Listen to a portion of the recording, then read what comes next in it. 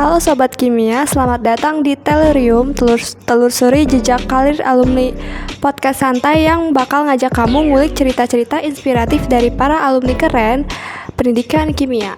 Podcast ini dipersembahkan oleh Departemen Litbang HMPS Pendidikan Kimia yang selalu semangat jadi jembatan antara mahasiswa dan dunia pasca kampus. Nah, di sini kita nggak cuma ngobrol soal karir, tapi juga tentang insight, motivasi, dan tips-tips dari kakak-kakak yang udah lebih dulu jalan di depan kita nih. Jadi, siapa tahu abis dengerin ini, kamu jadi bakal makin mantap nentuin arah setelah lulus nanti. Langsung aja yuk kita sambut narasumber kita hari ini, Kak Laila atau bisa disebut Miss Laila. Alumni kece yang siap bagi-bagi cerita seru dan pengalaman inspiratif buat kita semua. Baik, oke. Halo Kak, halo Miss. Boleh perkenalan dulu, bisa perkenalan nama, tahun, angkatan kuliah, dan aktivitas hari ini. Assalamualaikum warahmatullahi wabarakatuh. Halo, nama saya Laila Lailul Fari. Di sini dipanggilnya Miss Lala. Saya kuliah pendidikan kimia itu masuk tahun 2016. Sekarang saya bekerja di sekolah Karisma Bangsa. Nah, aku mau tanya nih Miss, apa yang menjadi alasan utama Miss memilih jurusan pendidik kimia dulu? Aku pilih jurusan pendidikan kimia karena aku nggak dapat pendidikan matematika saat ujian itu. Terus aku juga nggak berminat fisika karena emang nggak suka aja. Terus ya udah, akhirnya pendidikan kimia. Selanjutnya nih Miss, aku mau nanya, bagaimana sih Miss proses adaptasi dari Miss Laila? Kan dari latar belakang kuliahnya di Universitas Nasional ya. Terus sekarang lingkungan kerjanya yang berstandar internasional Miss. Yang paling terasa itu adalah topiknya lebih sulit, tapi secara budaya kerja entah kenapa rasanya kayak lebih nyaman gitu, kayak lebih santai aja gitu kalau yang internasional justru. Oke. Selanjutnya nih Miss, kalau tentang ilmu yang diperoleh di program studi pendidikan kimia itu ngebantu banget gak sih Miss mengajar di sekolah internasional? Tentu saja kalau untuk secara ilmu kimia sangat berpengaruh ya, kira-kira 70% lah gitu materinya. Sisanya 30%-nya kemana ya, learning by doing. Kita harus ngerasain sendiri supaya kita bisa tahu ilmunya. Terus untuk menjaga kayak relevansi ilmu kimia dipelajari di kampus itu sesuai dengan kebutuhan siswa di sekolah internasional gak sih Miss? Kalau secara topik ada banyak hal yang berbeda, tapi yang paling bisa dijaga relevansinya itu paling topik yang berhubungan dengan kehidupan sehari-hari. Jadi kalau misalnya kita hubungkan dengan kehidupan sehari-hari, dia akan lebih relate, dia akan lebih relevan karena kan ilmunya tetap konkret ya meskipun sebutannya berbeda gitu. Oke Miss, ada alasan gak sih Miss kenapa pilih sekolah di internasional dibandingkan sekolah nasional? Sebenarnya nggak ada alasan spesifik ya, karena saat itu kan lowongan honorer di sekolah negeri nasional gitu kan terbatas gitu, dan bahkan sekarang kan kayaknya udah ditutup gitu ya. Terus pilihannya antara swasta, mau swasta yang kurikulum nasional atau internasional. Jadi saya pilihnya yang internasional. Karena terbatasnya itu ya Miss. Oke, terus ada perbedaan yang signifikan banget gak sih Miss dalam menerapkan ilmu kimia saat mengajar kurikulum internasional? Ya, terasa banget. Yang tadi saya bilang ya, definisi terms, bahasanya beda, sebutannya beda, bahkan units yang digunakan itu tuh beda juga kayak gitu. Terus pokoknya beda deh. Ada banyak, aku sering nemuin topik yang aku tuh pelajarin ini tuh waktu kuliah gitu, waktu SMA aku tuh belum belajarin gitu. Terus sekarang, wah, anak SMA kurikulum ini udah belajar ini gitu. Itu tuh jadi harus belajar lagi gitu. Oke, next. Gimana sih Miss penerapan ilmu kimia, baik pedagoginya maupun konten mata pelajarannya berbeda antara sekolah internasional dan sekolah nasional menurut pengalaman Miss? Yang paling terasa itu kalau kurikulum internasional itu kan kayak terpusat gitu loh. Mau dari negara apapun, kalau misalnya kurikulumnya internasional, dia standarisasinya sama. Mau dari negara apapun gitu. Misalnya yang Cambridge ini. Kalau untuk nasional, kita kan sering banget berubah-berubah ya kurikulumnya, tergantung dengan siapa yang lagi memangku kebijakan di pemerintahan, seperti itu. Jadi kayak kurang matang, baru kita belajar satu hal, kita udah diganti lagi kayak gitu. Kayak harus terus dipaksa untuk beradaptasi gitu. Jadi sampai lupa, padahal tugas utamanya kan adalah mencerdaskan kehidupan bangsa. Ini malah jadi kita fokusnya ke metode gitu. Kita sampai lupa menyampaikan materi pembelajarannya gitu, kurang mantap jadinya. Next ya Miss.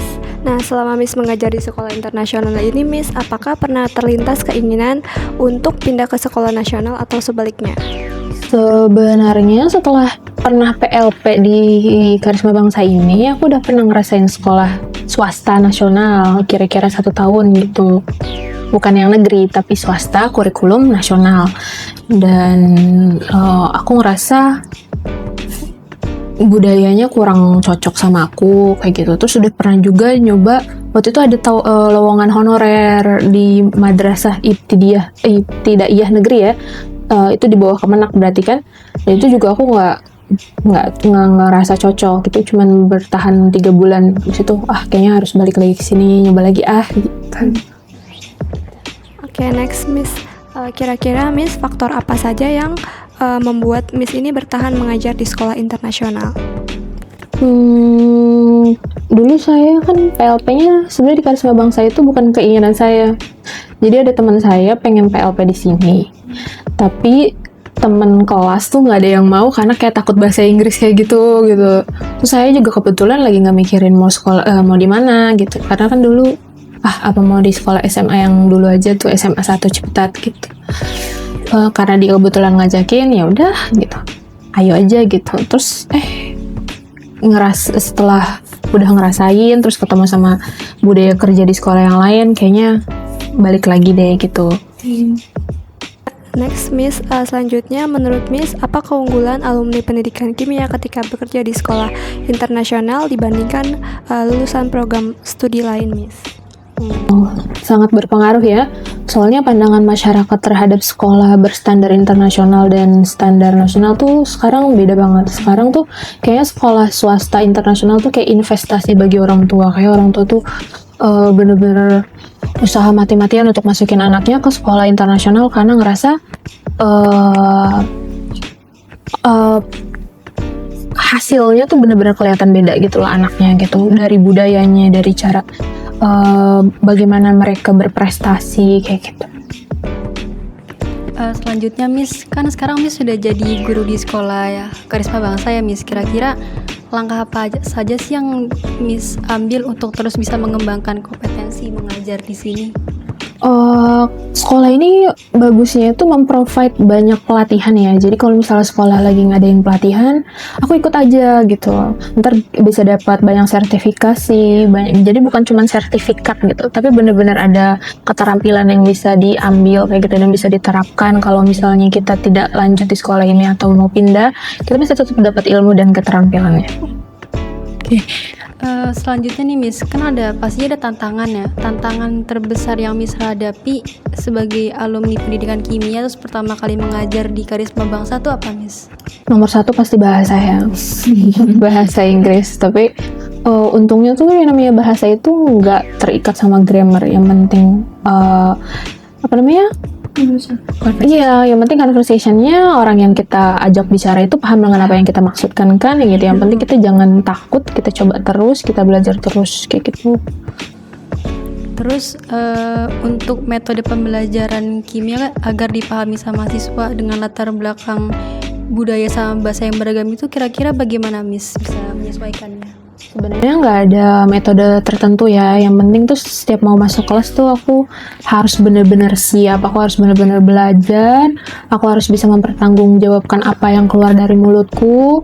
Ada masanya aku bakalan ngerasa sedikit malu gitu karena ngerasa mereka kan udah lebih lama ya menggunakan bahasa Inggris.